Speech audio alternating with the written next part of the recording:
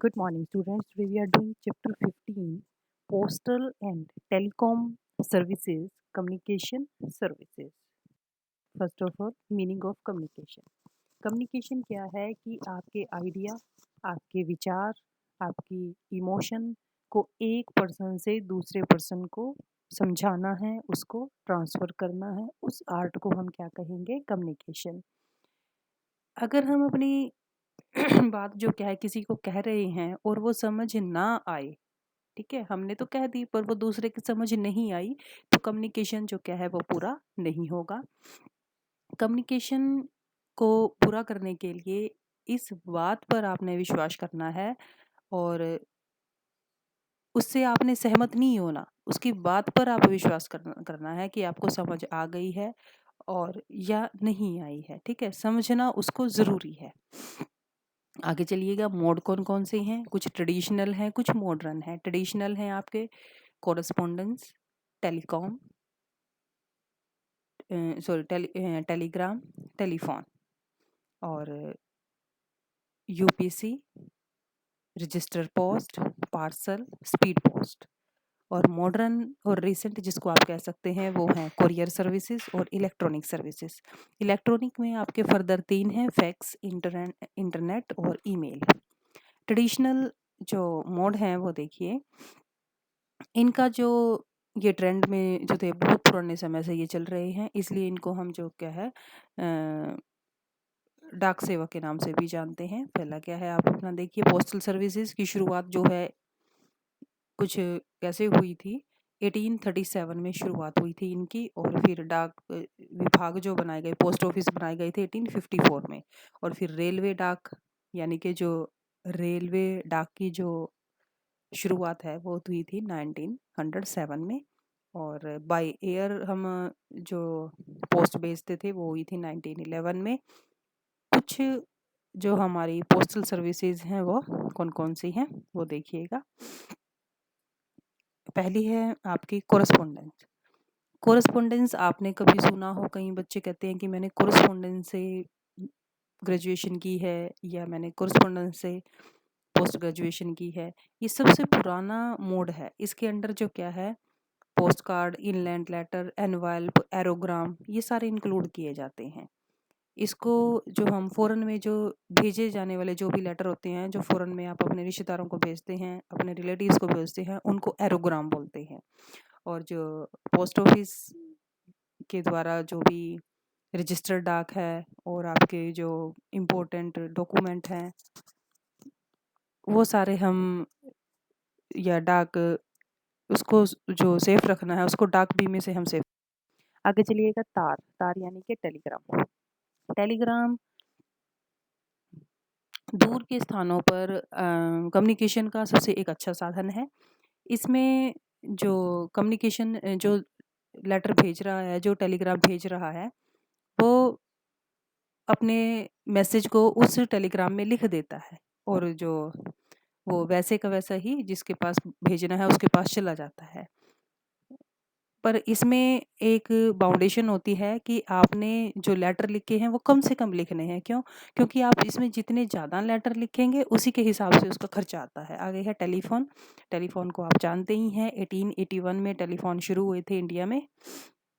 और जो इससे क्या होता है कि आप एक शहर से दूसरे शहर में भी बात कर सकते हैं और उसे हम क्या कहेंगे? Trunk call. जब एक शहर से दूसरे शहर में आप बात करेंगे।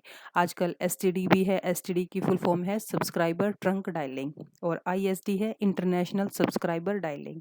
दोनों सर्विसेज आपको अब मिल रही हैं। एसटीडी से आप क्या कर सकते हैं?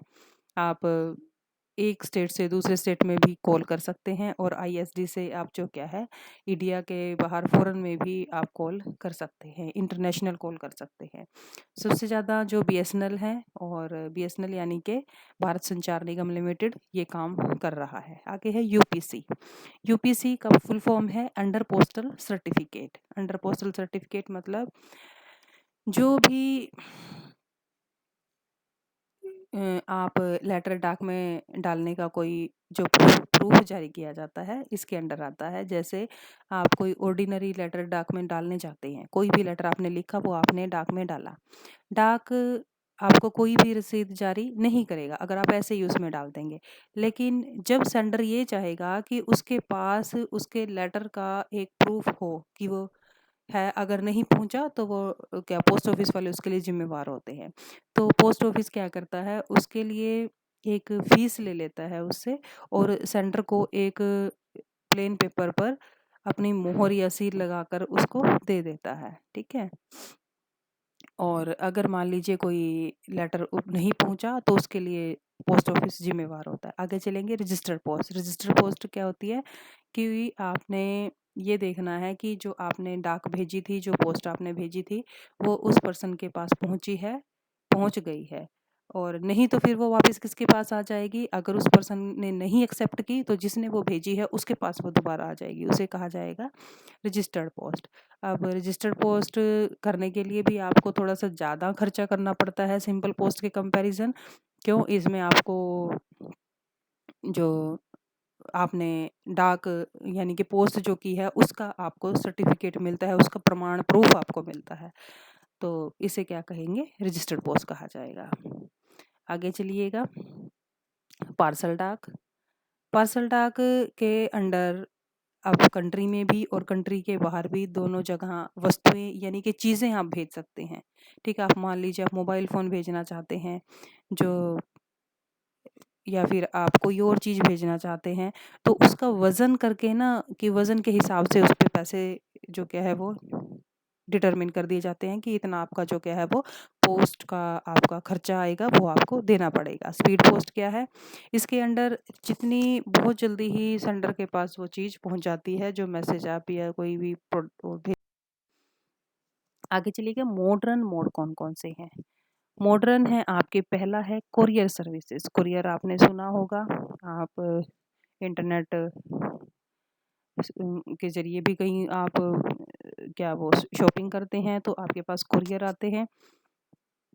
तो अब ये जो हमारे प्राइवेट जो पोस्ट ऑफिस हैं वो भी ये आपको यानी कि प्राइवेट यानी कि जो खुले होते हैं शॉप्स मार्केट में आपने आस-पास देखी होंगी। पोस्ट ऑफिस में तो है ही हैं बल्कि ये प्राइवेट भी सर्विस दी जा रही है। इसके अंडर होता क्या है कि कोई भी आप डॉक्यूमेंट भेजना चाहते हैं, लेटर भेजना चाहते हैं, आप पार्सल भेजना चाहते हैं, वो आप इसमें भेज सकते हैं। और इसकी जो ज़िम्मेवारी है वो ज़्यादा होती है। दूसरे हैं आपके इलेक्ट्रॉनिक सर्विसेज़।